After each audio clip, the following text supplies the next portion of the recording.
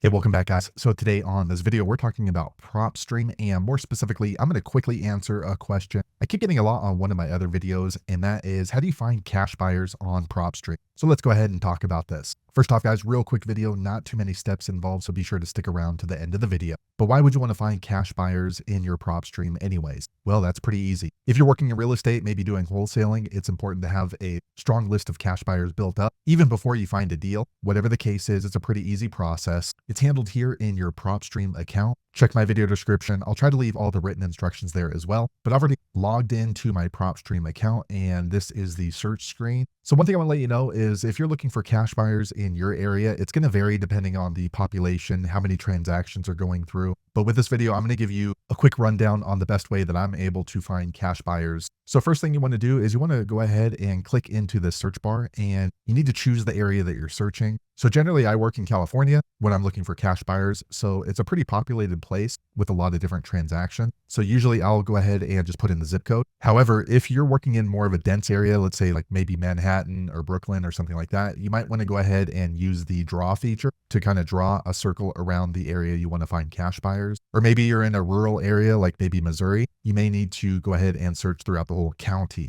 So for the purpose of this video, I'm going to go ahead and just do a zip code. So I'm going to click right here and type in a zip code. Okay, so I typed in the zip code. This is in California. Okay, so in this particular zip code, once you type it in, it's going to pull up all of the different properties on market or off market. And usually what I'm going to do is I'm going to click right here under filter, and then PropStream has a nice feature. It's just called cash buyers. So we'll just click on there, and it's going to go ahead and start filtering out. And once we close that down, it looks like there are 472 cash buyers in the 90815 zip code. Now, the thing is with these cash buyers, these could be recent transactions and also dated transactions. So if you scroll through them, you can see, well, this is a cash transaction right here, but this happened in 1999. So that cash buyer is not really going to be relevant. They could be, but more than likely they are not going to be relevant for today's transaction. If you called them up and say, hey, I got a deal, I see you're a cash buyer from 1999, they're going to say that was freaking 25 years ago. So how you can filter that out is click back here on the filter button, and then you're going to see this drop down right here. So there's a couple of things that I add in. First off, I personally like to work with off market. So I'll click on MLS status, and then here is the section on market. I'll always click no. So we'll click no, and you can see it immediately starts filtering out. Next, if you scroll down a little bit further, you're going to see this section, ownership info. Go ahead and click on there, and then minimum years of ownership. I usually click right here into max, and then I'll put 2 years. All right, so we're going to close this out, and as you can see, it dropped the property list down to 53. Now, if you're looking for more investors or folks that have a lot of transactions, you can go ahead and open up the filter again. And then right down here under ownership info, you can open that up, and the minimum number of properties owned. So if you're looking for more of investors, you can go ahead and maybe just click 3, and let's see what that returns.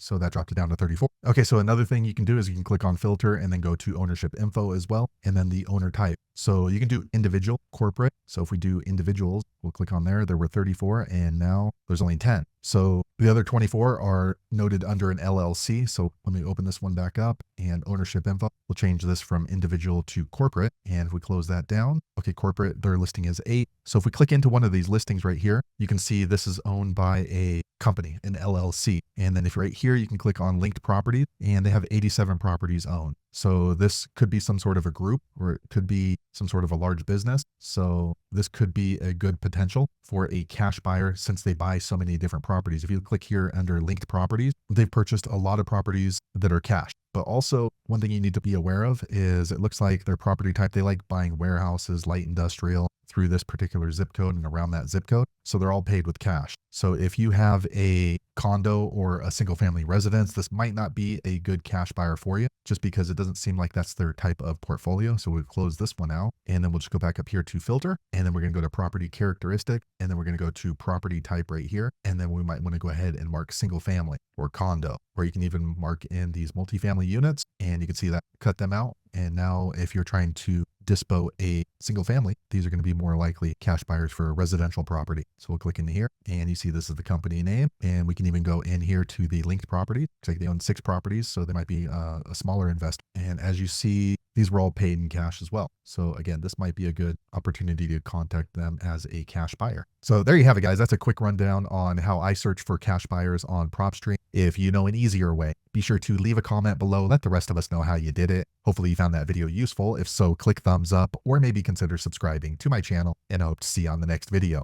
Thanks again for watching.